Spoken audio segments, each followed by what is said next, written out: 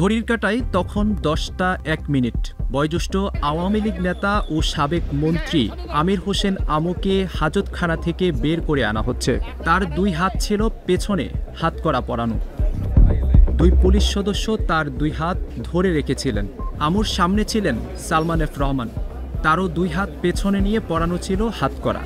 তাদের হাঁটিয়ে ঢাকার chief metropolitan magistrate আদালতের প্রধান ফটকের কাছে আনা হয়। এ সময় সালমান এফ রহমান মাথা নিচু করে সিঁড়ি দিয়ে হেঁটে দোতলায় ওঠেন। তবে আমির হোসেন আমু যখন উপরে উঠতে যাচ্ছিলেন তখন সমস্যায় পড়েন।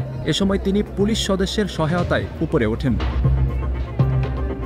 কাঠগড়ায় তোলার পর পুলিশ তার 2 হাত পেছনে নিয়ে পরিয়ে দেওয়া হাতকড়া খুলে 1 হাতে পরিয়ে দেন। বিচারক এজলাসে প্রবেশ করেন 10টা 9 মিনিটে। শুনানি শুরু হওয়ার পর আমির হোসেন আমুর আইনজীবী আদালতের নজরে আনেন তার মক্কেল আমির হোসেন আমু দাঁড়িয়ে থাকতে পারছেন না, তাকে যেন বসার অনুমতি দেওয়া হয়। একটা টুল কিংবা চেয়ার যেন তার জন্য দেওয়া হয়। এক পর্যায়ে আদালত অনুমতি দিলে আদালতের কর্মচারীরা একটি চেয়ার কাঠগড়ায় দেন। তখন আমির হোসেন আমু ওই চেয়ারে বসেই শুনানিতে অংশ নেন। কাঠগড়ায় আবারও আমির হোসেন আমুর 2 হাত পেছনে নিয়ে পরিয়ে দেওয়া হয় হাতকড়া। এবারও তিনি দোতলা থেকে সিঁড়ি দিয়ে নিচে নামার সময় 2 জন পুলিশ সদস্যের সহযোগিতা নেন।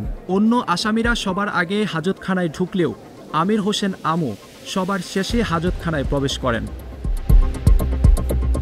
গত বছরের 6 নভেম্বর আমির হোসেন আমু গ্রেপ্তার হওয়ার পর বেশ কয়েকবার তাকে কারাগার থেকে আদালতে আনা হয়েছে। আজই প্রথম তার 2 হাত পেছনে নিয়ে হাতকড়া পরিয়ে দিয়েছে পুলিশ। আমির হোসেন আমু, রাশেদ খান মেনন, সালমান এফ রহমান সহ 9 জনকে বিভিন্ন হত্যা মামলায় গ্রেপ্তার দেখানোর পর আবারও তাদের হাজতখানায় নেওয়া হয়।